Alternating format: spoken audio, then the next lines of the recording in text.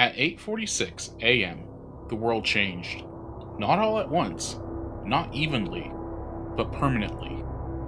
By nightfall, smoke still rose from lower Manhattan, and Americans sat frozen in front of televisions, watching the same images loop over and over. Planes, fire, people running through ash. No one was thinking about freedom. They were thinking, can this happen again?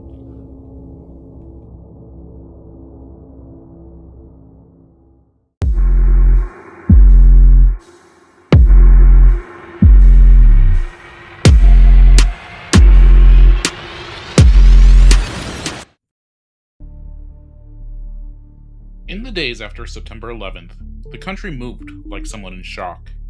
Flags appeared everywhere. Strangers hugged. Sirens became background noise. But beneath the unity was something else. A quiet, crawling fear. Every plane overhead sounded wrong. Every bag left unattended felt dangerous. Every stranger felt like a question mark. And fear has a way of narrowing the future. When people are afraid, they don't ask what comes next. They ask, who will protect them? The promise came quickly. The government spoke in calm, measured tones. This was an act of war. We will prevent the next attack. We need new tools. Tools sounded harmless. Tools sounded temporary.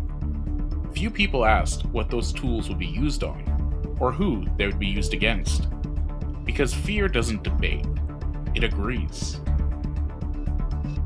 45 days later, while the ruins were still smoldering, Congress passed the USA Patriot Act. Hundreds of pages, rushed through late-night votes, minimal public discussion. Some lawmakers later admitted they hadn't read it. They didn't think they needed to. The country wanted action, not caution. The law expanded government's power to monitor phone calls and emails, to access financial and personal records, to conduct searches without traditional warrants, and to use secret courts, all in the name of stopping terror, all described as necessity, all described as temporary. The change didn't feel dramatic. There was no announcement saying, your rights have been reduced. Instead, it came as inconveniences. Shoes off at airports, random searches, longer lines, new watch list. People shrugged. If it keeps us safe. Privacy became something you explained. And slowly, a new idea took root. If you're innocent, you shouldn't mind being watched. No one noticed how dangerous that sentence was. In 2002, the government created a new agency, the Department of Homeland Security. The name itself carried authority, Homeland, Security, words designed to end arguments before they began. DHS absorbed dozens of agencies: immigration, border enforcement, airport security, intelligence coordination. It became one of the largest federal departments overnight. Its mission was broad, its power flexible, its oversight classified. It wasn't built for a single emergency. It was built to last. What was once unthinkable became routine. Surveillance expanded quietly. Data collection widened. Information flowed between agencies.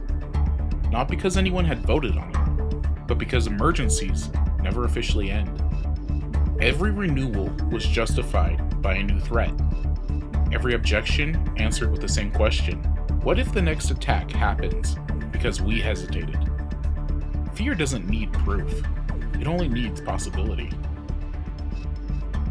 Years later, the curtain lifted. Documents revealed mass data collection, phone metadata, internet activity, records gathered not from suspects, but from everyone. Millions of Americans monitored without knowing. Not targeted, not specific, just in case. The system wasn't built to stop criminals. It was built to watch a population.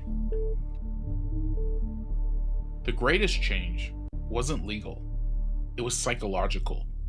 Americans were taught that freedom was fragile, that privacy was risky, that questioning power was irresponsible. Security became sacred, authority became trusted, surveillance became normal. The fear that once felt temporary had hardened into policy. No vote was held. No national reckoning occurred. The trade happened silently. Safety for privacy. Order for liberty.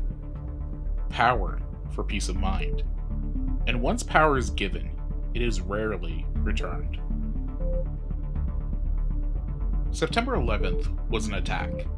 What followed was a transformation, not imposed by force, but accepted through fear. Security matters. Protection matters. But when fear becomes law, freedom becomes conditional.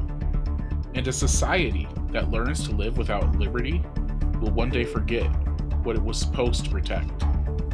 And after years of war, after years of battle in Afghanistan and Iraq, the terrorists still won.